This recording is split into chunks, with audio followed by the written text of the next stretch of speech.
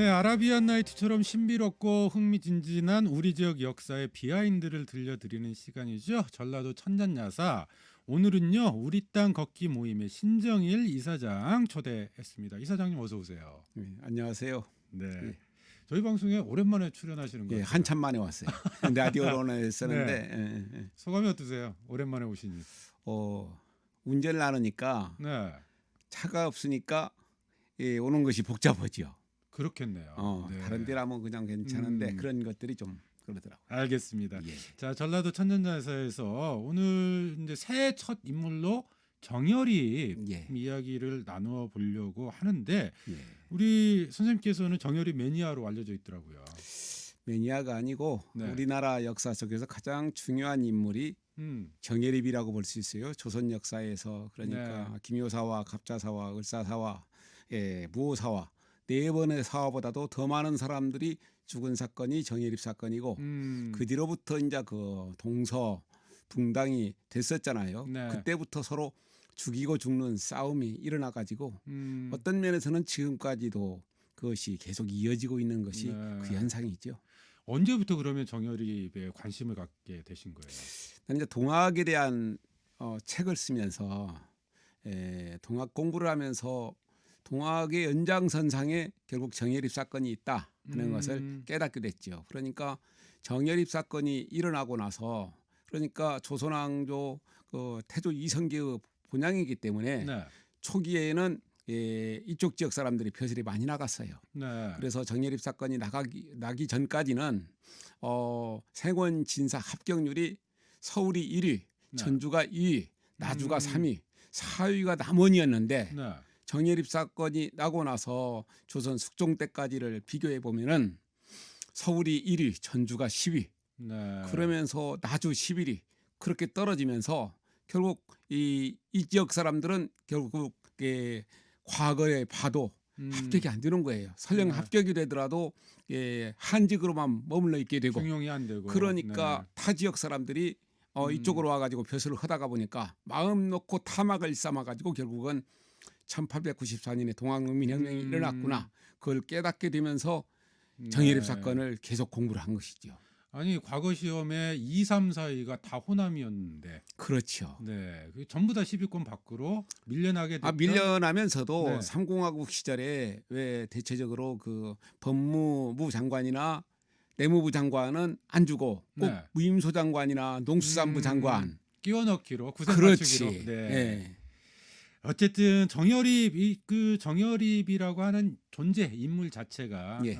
그 한국 사회의 어떤 커다란 굴곡이었다. 이렇게 좀 볼 수 있을 것 같아요. 정열입 사건이 일어나고 나서 이제 엄청난 사회 변동이 일어나는 것이죠. 네. 그래서 수많은 그 사람들이 이야기를 죽은 좀 사건. 오늘 하나씩 좀 해봐야 될 것 같은데 예. 일단 조선왕정실록상의 정열입에 대한 기록은 뭐 당연히 좀 부정적일 것 같아요. 그렇죠. 네. 역모를 끼워다가 죽었고 여러 가지 부정적인 면만 만들어졌고 이게 역사는 항상 승자의 기록이기 때문에 네. 패자의 역사는 사실은 항상 그냥 그렇게 망가져 버리는 것이죠. 그러니까 이게 뭐 사실을 기록했다기보다는 사실 이제 뭐 왜곡이라든지 이런 것들도 좀 많이 있었을 것 같아요. 조선왕조 실록에서 선조 실록만 수정 실록이 있어요.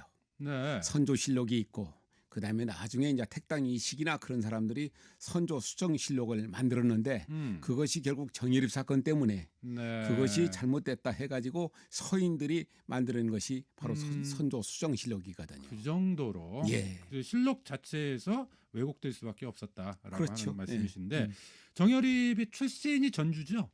전주의 남문박 그래서 이제 정열입에 대해서 책을 쓰기 위해서 많이 공부하면서 남문박 아무리 찾아도 알 수가 없었는데 어느 날 한글학교에서 나온 한국지명총람의 그 완주군 네. 상관면에 보니까 거기에 상관면 거기에 정예립의 집터 월암리에 정예립의 집터 역적의 집터라 파가지고 쏘를 만들어서 팥소 네. 그다음에 이제 정예립의 집터 뒤에는 팥소봉이라고 월암인데 원래는 네. 월암인데 팥소봉 그리고 상관 일대의 들판 이름이 팥소들 네.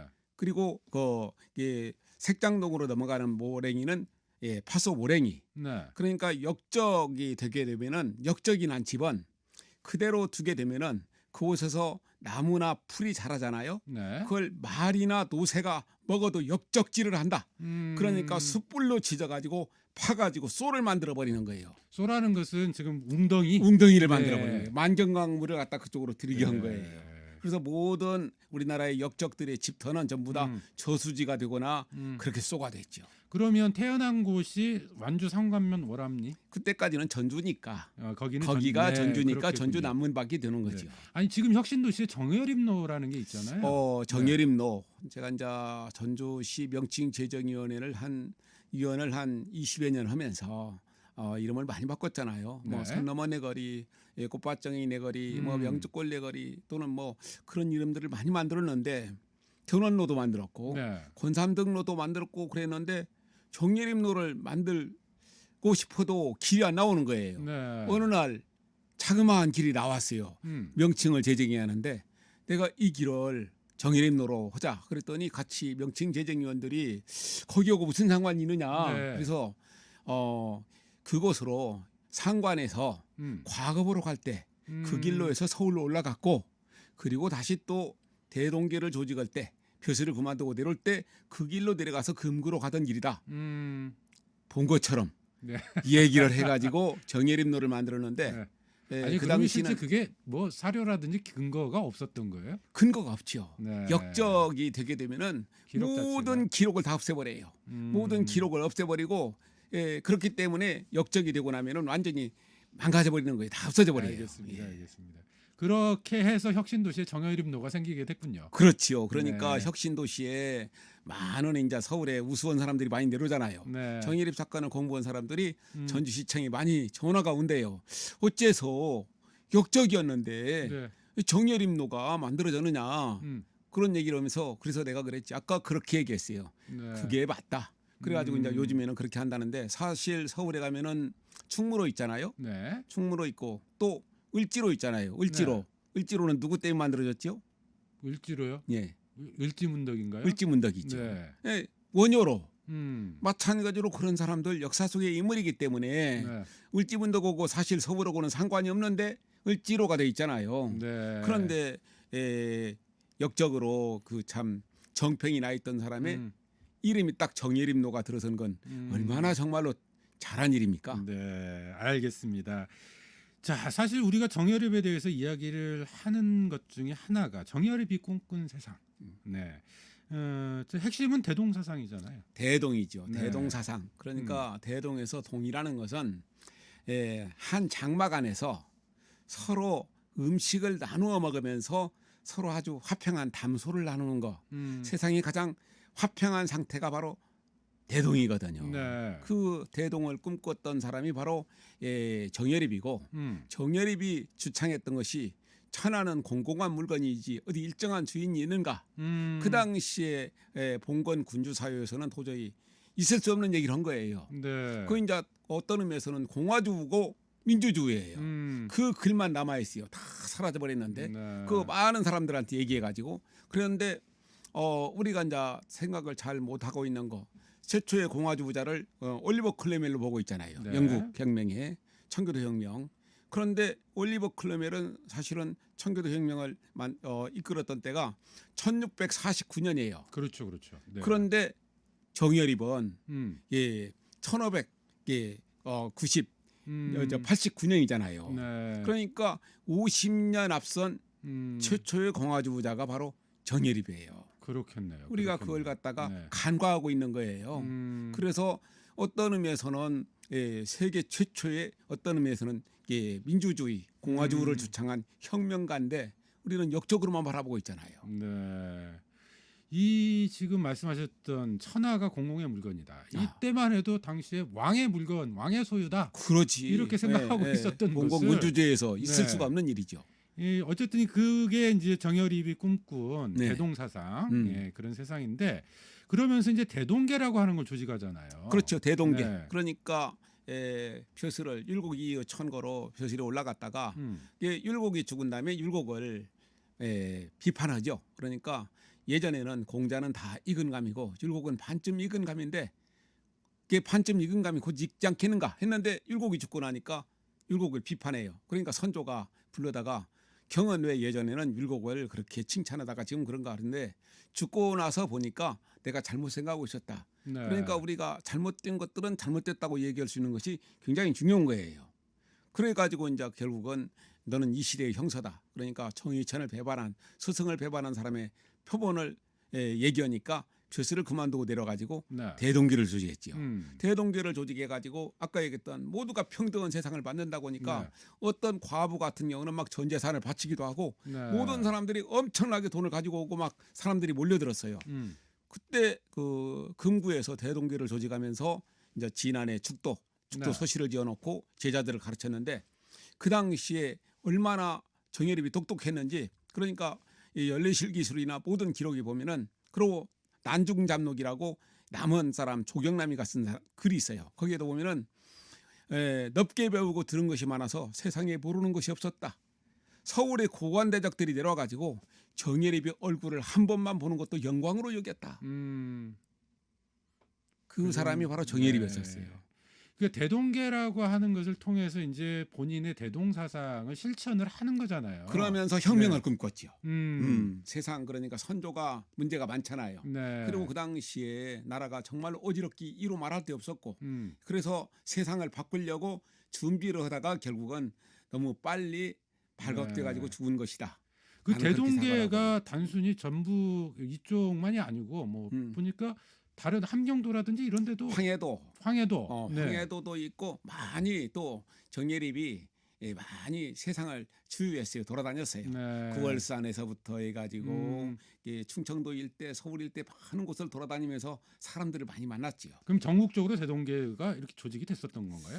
그렇게 이제 도해동계를 조직한 네. 곳은 이곳이지만 많은 네. 사람들이 호응을 했었고 나중에 이제 정예립 사건이 발발하고 나서는 걸려든 사람들이 우리가 서산대사 휴정, 사명당 유정, 서산대사 휴정은 묘양산에 있다가 끌려와 가지고 경복궁에서 선조 임금한테 국문을 받고 죽을 뻔해서 살아났고 네. 사명당 유정은 그 당시에 그 오대산에 있다가 끌려와 가지고 국문을 받고 겨우 풀려났어요. 네. 그때 그 사람들이 죽었더라면은 임진왜란 임진왜란을 어떻게 네. 극복했을 거예요.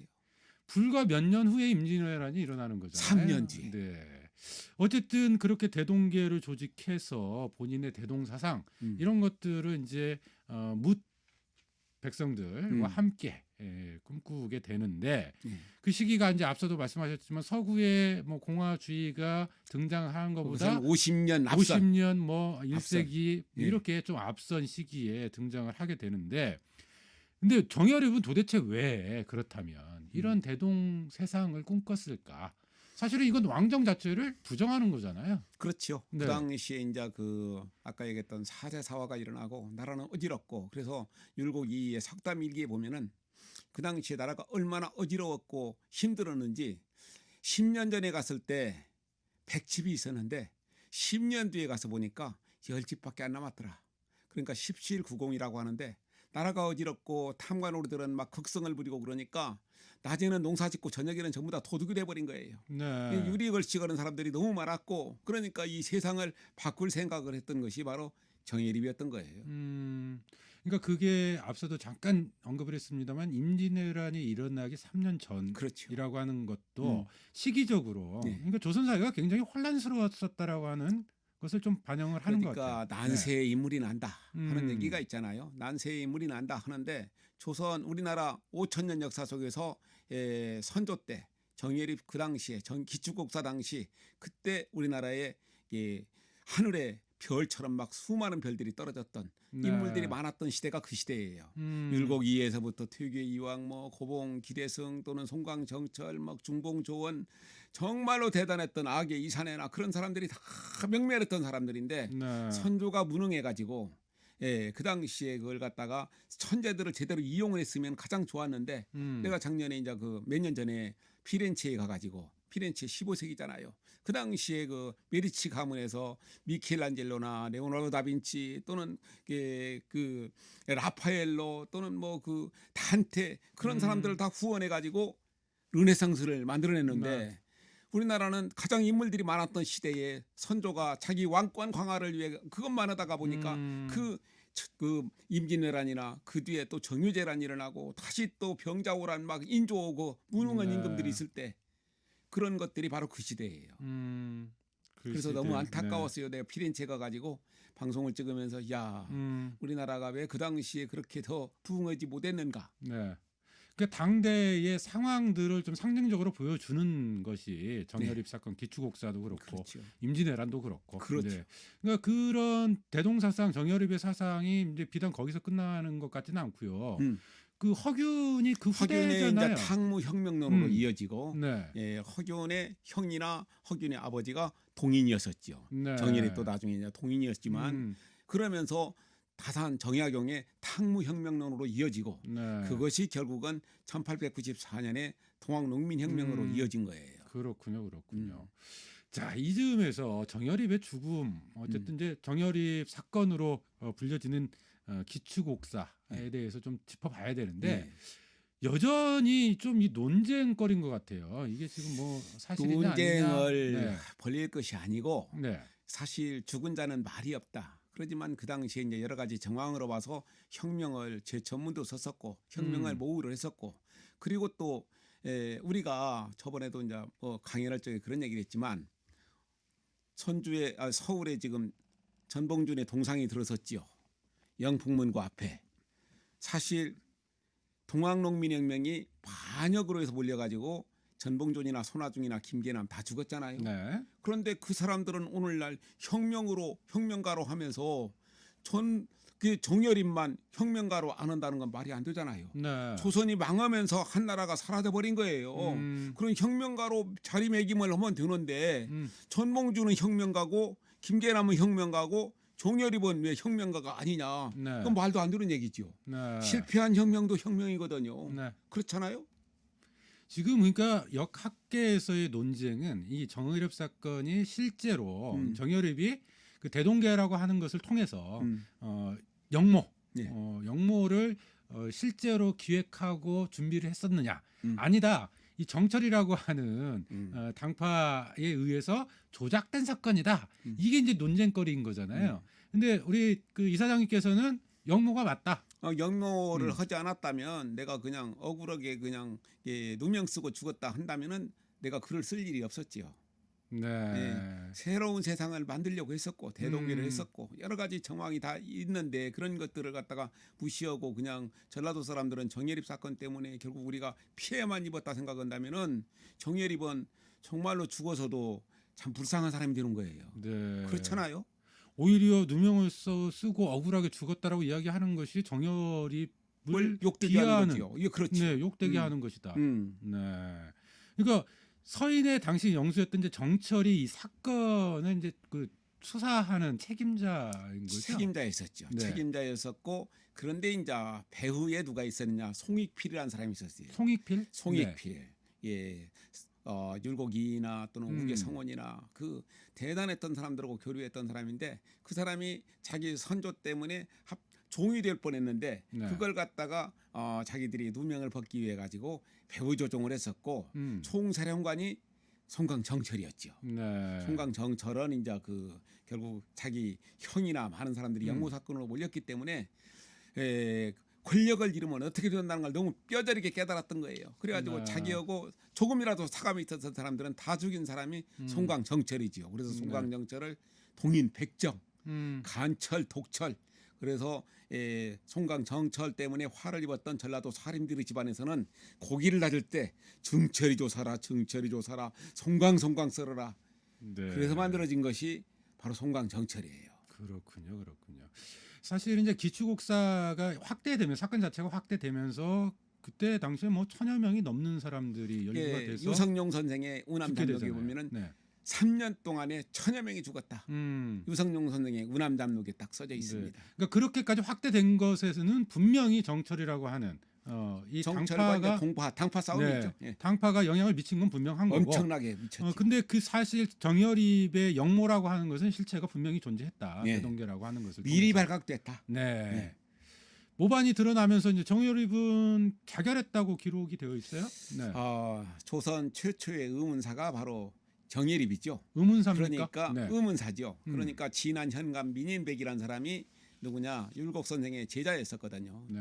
민인백이 나중에 그러니까 이게 영모가 발각됐다 해가지고 이게 삼정승 다 불러가지고 올 적에 정예립이 똑똑하고 그러니까 올라와서 자기가 설명만 하면 끝날 줄 알았는데 정예립이 영모가 발각되니까 칼을 꽂아놓고 자기가 목을 찔러가지고 자결했다. 네. 영모가 사건으로 돼버린 거예요. 그때 진안 현감 민인백이 그걸 봤다 해가지고 토역일기에다 써가지고 이제 보냈거든요. 네. 그런데 그래서 영모가 그렇게 돼버렸는데 그랬는데 나중에 남아정이가 쓴 동서만록에 보면은 가을이었잖아요. 12월이니까 네. 가을에 단풍놀이 가자고 꼬드게 가가지고 와서 때려 죽이고 영모 사건을 만들어냈다. 네. 그래서 끊이지 않고 이어져 왔었던 논쟁거리를 불렀던 것이 정예립의 죽음이거든요. 그런데 나중에 그러니까 단재 신채호 선생이 조선 상고사 총론에서 최치원에 대해서는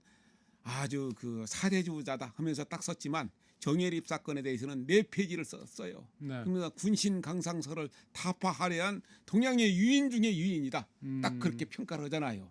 그러면서나 300년 뒤에나 400년 뒤에나 그 이름이 알려질 것이다 했는데 오늘에서 앉아 정예립로가 들어선 거예요.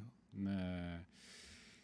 이 정예립은 결국 이제 죽음을 둘러싸고도 의문을 좀 남겨놓고 그렇죠. 있는 그러다가 보니까 이런 상황이고. 계속적으로 네. 이제 그 윤선도나 수많은 사람들이 계속 상소문 올리면서 그 뒷사람이잖아요. 네. 그런데 정예립 사건이 억울함을 갖다가 계속 부르짖었었죠.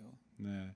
그 이후에 정예립의 꿈이 이제 설명하셨던 것처럼 동학혁명에까지 이르게 됐다. 통합농민혁명으로 네. 일어났고 오늘날까지 이어지는. 그래서 사실 그게 어떻게 보면 또 호남 정신이 된 것 같아요. 그렇죠. 그래서 네. 우리 전라도의 정신에서 가장 큰 사건이 음. 결국은 전원의 후백제가 망한 것이고 그다음에 정예립 사건, 그다음에 동학농민혁명 네. 세 개가 우리 전라도의 역사지만 전라도 역사 아니라 우리나라의 역사 속에서 가장 큰 사건 중에 하나가 정예립 사건이에요. 네.